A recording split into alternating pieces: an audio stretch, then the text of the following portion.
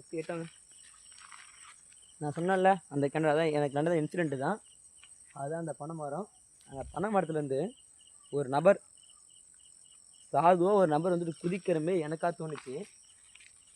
இதுட்டு என்னுடைய அண்ணா கிட்ட ஷேர் பண்ணுறப்போ அதெல்லாம் ஒன்றும் இருக்காதுன்ட்டு என்னை கூப்பிட்டு போயிட்டார். ஆனால் உண்மையாலுமே எனக்கு நடந்த சம்பவம்னாக்கா இது சுடுகாடு தான். நிறைய விஷயம் நடந்திருக்கு. அதுவும் இந்த இந்த கிணறு பற்றி தான் என் மைண்டு ஃபுல்லாக இந்த பேட் கணை வந்து ஃபுல்லாக அந்த கிணறு அந்த பனை மரம் தான் என்னுடைய பின்னாடியே ஃபாலோ பண்ணுறது மாதிரி. எவ்வளோ அந்த அளவுக்கு ரொம்ப பயமாக இருந்துச்சு. ஆனால் கனவு பார்த்தோன்னே எனக்கு இன்னும் பயம் வந்துடுச்சு. அதுக்கு பின்னாடி நான் வந்துட்டு வீடியோ எடுக்க வந்திருக்கேன்.